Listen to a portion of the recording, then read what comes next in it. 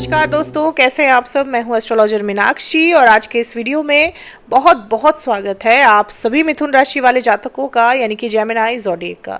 दोस्तों, अगर आपको आपकी राशि नहीं पता है तो जिन लोगों का नाम के से शुरू होता है, क अक्षर से शुरू होता है, ये वीडियो उनके लिए भी है, क्योंकि बहुत सारे लोगों को अपनी राशि नहीं पता होती है। उनके सवाल होते हैं कि मुझे अपना नाम पता है, नाम का पहला अक्षर पता है, लेकिन राशि नहीं पता है। तो अगर आपके नाम का पहला अक्षर क से शुरू होता है तो आपकी राशि मिथुन है। आप अपने डेट ऑफ बर्थ से भी देख सकते हैं इस वीडियो को। दोस्तों, अगर मैं ये कहूँ कि ये जो मई का मंथ आने वाला है, मई का महीना आने वाला है, ये मैनिफेस्टेशन का, आपके डिजायर्स के पूरे होने का है, तो गलत नहीं होगा। अब दोस्तों, कुंडली में जब पॉजिटिव ग्रह अच्छे बैठ जाते हैं, गोचर में अच्छे बैठ जाते हैं, तो जीवन में सकारात्मकता आना तय होता है।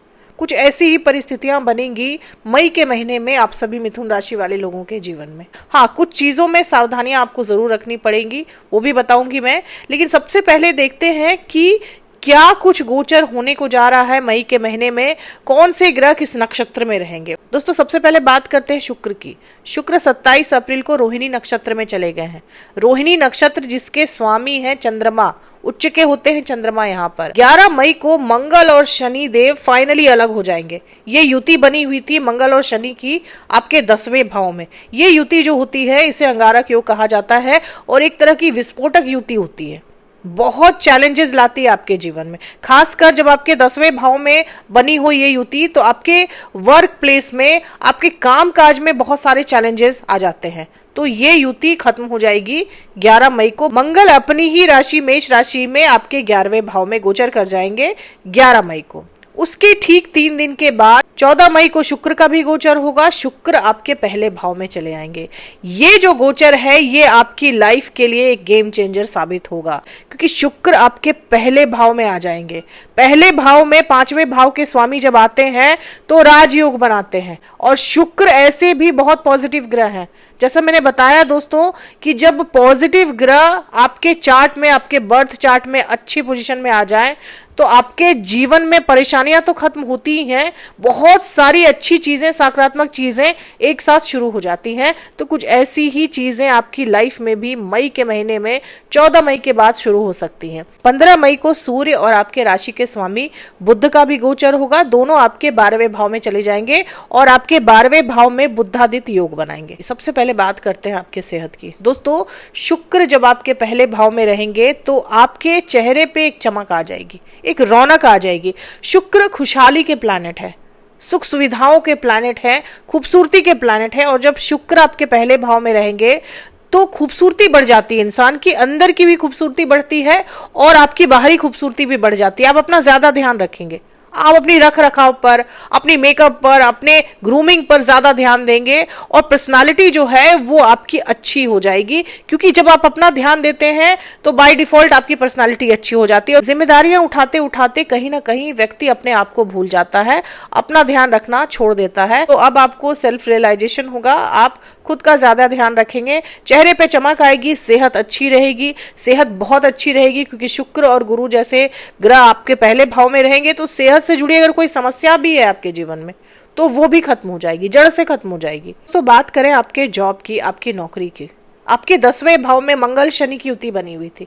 जॉब में प्रॉब्लम्स जरूर आ रही होंगी, आपके नौकरी में या फिर आपके व्यापार में समस्याएं जरूर चल रही होंगी, क्योंकि मंगल शनि की युति कभी भी स्टेबल नहीं रहने देती आपको आपके जॉब में। लेकिन ये युति जैसे ही 11 मई को खत्म होगी, स्टेबिलिटी आएगी आपके जॉब में। अब दोस्तों, गुरु और शुक्र की युति बन रही है। बहुत सारे लोग कहेंगे कि दोनों में आपस में शत्रुता है, लेकिन दोस्तों दोनों गुरु हैं और दोनों ही ब्रह्मांड के सबसे पॉजिटिव प्लैनेट हैं। ये प्लैनेट्स शायद ही आपको नेगेटिव रिजल्ट देते हैं, और जब पहले भाव में होते हैं तो कभी भी नेगेटिव रिजल्ट नहीं देते हैं ये प्लैनेट।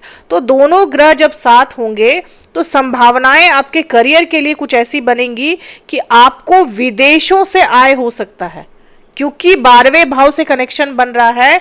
तो विदेशी आय आ सकता है आपके पास, आपकी क्रिएटिविटी से, आपके स्किल से, आपको विदेशी आमदनी हो सकती है, यानी सोशल मीडिया से आमदनी हो सकती है। यूट्यूब, फेसबुक, इंस्टाग्राम से अगर आप जुड़े हुए हैं तो आपकी इनकम बढ़ सकती है या आपकी आमदनी शुरू हो सकती है। इसके अलावा आपके स्किल्स के बदौलत आपको विदेशों से नौकरी के ऑफर आ सकते हैं, फॉरेन कंट्रीज से नौकरी के ऑफर आ सकते हैं।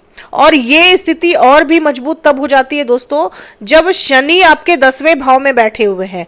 शनि काल पुरुष की कुंडली में 10वें भाव के ही स्वामी है, तो जॉब ऑफर्स आ सकते हैं आपको विदेशों से। यहां मैं विदेश कर रही हूं तो किसी दूसरे दूर के शहर से भी आपको जॉब के ऑफर आ सकते हैं। और एक बात का यहां ध्यान रखना है दोस्तों कि आपको सफलता आपके घर से दूर जाकर ही मिलेगी। इस वक्त आप जहां रहते हैं, जो आपका जन्म स्थान है, वहां आपको इस वक्त सफलता नहीं मिलेगी। अगर आप अपने करियर में सक्सेस चाहते हैं तो आपको या तो व्यापारी हैं तो यात्राएं करनी पड़ेंगी, या फिर आप जॉब में हैं तो अपने घर से दूर किसी और शहर में ही आपको आपके जॉब में सक्सेस मिलेगा। जैसा सक्सेस आप चाहते हैं, जो अचीवमेंट आप चाहते हैं, वो इस वक्त आपको आपके घर से दूर जाकर ही मिलेगा। आपको अपने कंफर्ट जोन से बाहर निकलना पड़ेगा। लेकिन अगर आप अपने कंफर्ट जोन से बाहर निकल जाते हैं तो ये जो परिस्थिति बन रही है शुक्र और गुरु की, ये आपको ह्यूज सक्सेस दे सकती है, कोई बहुत बड़ी कामयाबी दे सकती है। व्यापार में भी और जॉब में भी, दोनों ही परिस्थितियों में ये सेम चीज लागू होती है। अगर आप व्यापारी हैं तो किसी और शहर से आपको प्रोजेक्ट मिल सकता है। आप जितना ट्रैवल करेंगे, आप जितनी यात्राएं करेंगे, आपको उतने ही अच्छे लाभ मिलेंगे, आपको उतने ही नए नए प्रोजेक्ट मिलेंगे, आपका नेटवर्क बढ़ेगा, आपकी जान पहचान बढ़ेगी, जिससे आपके व्यापार में आपको लाभ होगा। तो यात्राएं आपको करनी पड़ेंगी, क्योंकि 12वें भाव से कनेक्टिविटी बन रही है 10वें भाव की। तो जितनी यात्राएं आप करेंगे उतना ही आपको लाभ मिलेगा। और लाभ भाव के स्वामी लाभ भाव में बैठ जाएंगे 11 मई को, तो फायदा तो आपको जरूर होगा, लाभ आपको जरूर होगा, क्योंकि शुक्र आपके 5वें भाव के स्वामी है और उनका कनेक्शन बन रहा है आपके 7वें भाव के स्वामी से, बृहस्पति से। तो नेम फेम मिलने की भी पूरी संभावना है कि 7वां भाव पब्लिक इमेज का होता है, फेम का होता है।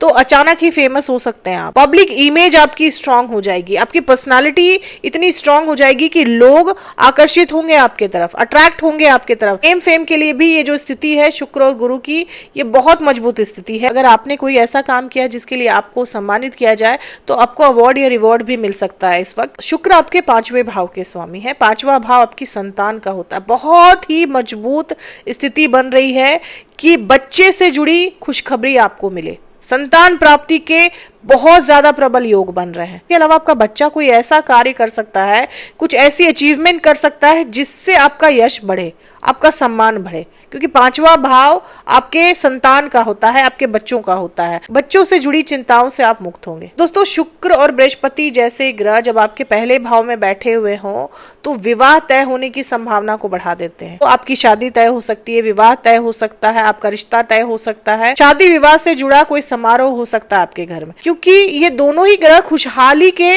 कारक हैं, प्रसन्नता के कारक हैं। तो नेगेटिविटी दूर करते हैं ये दोनों ग्रह आपके जीवन से। तो शुक्र जब आपके पहले भाव में आएंगे तो आप खुश रहेंगे, पुरानी चीजों को भूलकर आगे बढ़ेंगे, पुरानी चीजों को छोड़कर, पुरानी चीजों को भूलकर एक न्यू स्टार्ट करेंगे और आप कर पाएंगे।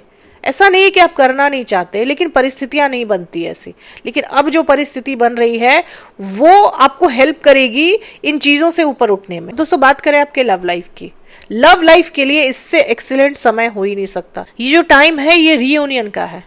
आप अगर किसी से अलग हो गए थे, ब्रेकअप हो गया था और आप चाह रहे थे कि वो आपकी लाइफ में वापस आए, तो उनको रिग्रेट होगा और वो आपकी लाइफ में वापस आएंगे। स्टूडेंट्स के लिए, विद्यार्थियों के लिए भी समय बहुत अच्छा है दोस्तों, क्योंकि 5वां भाव की शिक्षा का होता है और 5वें भाव के स्वामी गुरु के साथ रहेंगे, जो कि शिक्षा के, ज्ञान के कारक हैं। तो जब गुरु के साथ 5वें भाव के स्वामी रहेंगे तो आप जो भी पढ़ेंगे वो आपको बहुत आसानी से समझ में आ जाएगा। आपके अंदर सीखने की जिज्ञासा जाग जाएगी। आपको कोई ऐसा गुरु मिल सकता है जो आपके लाइफ के गोल्स को अचीव करने में आपकी हेल्प कर सकता है। विद्यार्थी अगर किसी तरह की परीक्षा दे रहे हैं, किसी तरह का कंपटीशन दे रहे हैं, तो उसमें भी सफलता मिल सकती है उनको। ऐसे विद्यार्थी जो विदेशों में जाकर पढ़ना चाहते हैं उनके लिए भी बहुत अच्छा समय है। बात करें आपके मैरिड लाइफ की, तो आपके 7वें भाव के स्वामी हैं बृहस्पति देव, जो कि आपके 5वें भाव के स्वामी के साथ रहेंगे। 5वां भाव लव का होता है, प्यार का होता है। तो पति पत्नी में प्यार तो बढ़ेगा ही, अट्रैक्शन भी बढ़ेगा,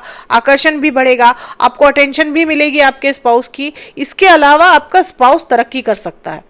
अगर आपके हस्बैंड या वाइफ जॉब करते हैं तो उनकी फाइनेंशियल पोजीशन जो है वो स्ट्रांग हो सकती है, रुपए पैसे से वो मजबूत हो सकते हैं, उनको प्रमोशन मिल सकता है, उनको बहुत बड़ी सफलता मिल सकती है। आपके जीवन साथी की वजह से आपकी फाइनेंशियल सिचुएशन जो है और ज्यादा स्ट्रांग हो सकती है, आपको फाइनेंशियल हेल्प मिल सकती है आपके स्पाउस से। दोस्तों, मंगल 11 मई के बाद इतनी स्ट्रांग पोजीशन में आ जाएंगे कि आपके शत्रुओं से भी आपको लाभ हो जाएगा। मंगल इतनी स्ट्रांग पोजीशन में आ जाएंगे कि आपका नेटवर्क बहुत मजबूत हो जाएगा, प्रभावशाली लोगों के साथ आपकी जान पहचान होगी, लोगों से आपकी जान पहचान बढ़ेगी, आपका नेटवर्क बढ़ेगा, आपकी सोशल लाइफ जो है वो एक्सपेंड हो जाएगी, जो आपको हेल्प करेगी आगे आपके फ्यूचर प्लानिंग में, आपके बिजनेस में, आपके जॉब में आपको हेल्प कर सकती है। आपका अगर कोई लोन वगैरह था तो वो भी क्लियर हो सकता है क्योंकि मंगल अच्छी पोजीशन में रहेंगे। दोस्तों, आपको उपाय क्या करना चाहिए? गोचर के बावजूद भी अगर आपकी महादशा अच्छी नहीं चल रही है, अच्छे ग्रहों की नहीं चल रही है, तो आपको उपाय करना चाहिए। और सबसे अच्छा उपाय है दोस्तों, अपने बुद्ध को मजबूत करें।